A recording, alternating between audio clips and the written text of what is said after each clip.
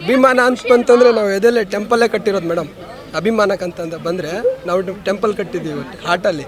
ನಮಗೇನಂತಂತಂದರೆ ಪ್ರತಿ ವರ್ಷ boss birthday ಬರ್ತಾ ಇದೆ, ಖುಷಿನೂ ಆಗುತ್ತೆ, ತುಂಬ ಬೇಜಾರು ಆಗುತ್ತೆ.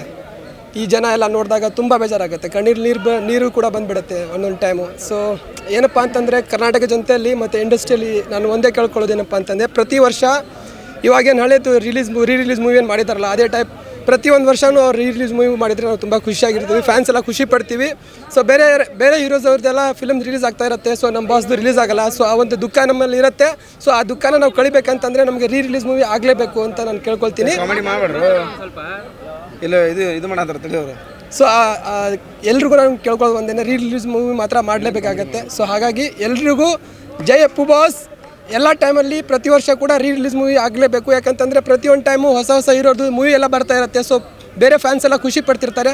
ಸೊ ನಮಗೆ ಒಂದೇ ಒಂದು ದುಃಖ ಏನಪ್ಪ ಅಂತಂದರೆ ನಮ್ಮ ಹೀರೋ ಇಲ್ವಲ್ಲ ಅಂತ ತುಂಬ ಬೇಜಾರಾಗುತ್ತೆ. ಸೊ ಆ ಒಂದು ಖುಷಿ ಪಡೋಗೋಸ್ಕರನಾದರೂ ರಿಲೀಸ್ ಮೂವಿ ಮಾಡಬೇಕು. ಸೊ ಯಾವ ಥರ ಫಸ್ಟ್ ಯಾವ ಥರ ಮೊದಲಿನ ಥರ ಏನು ಫಸ್ಟಲ್ಲಿ ರಿಲೀಸ್ ಮೂವಿ ಆಗೋ ಟೈಮಲ್ಲಿ ಯಾವ ಥರ ನಾವು ಸೆಲೆಬ್ರೇಷನ್ ಮಾಡ್ತಿದ್ವಿ, ಅದೇ ಥರ ಸೆಲೆಬ್ರೇಷನ್ ಮಾಡಿ, ಅದೇ ಥರ ಗ್ರ್ಯಾಂಡ್ ಓಪನಿಂಗಲ್ಲಿ ಮಾಡಿ ಫಸ್ಟ್ ಶೋನೇ ನೋಡ್ತೀವಿ ನಾವು ಫ್ಯಾನ್ಸ್ ಎಲ್ಲ. ಸೊ ಜೈ ಅಪ್ಪು ಬಾಸ್.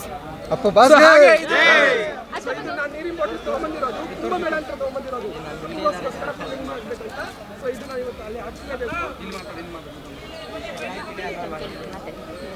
ಆಯ್ತು, 1 ಸೆಕೆಂಡ್ ಅದೊಂದು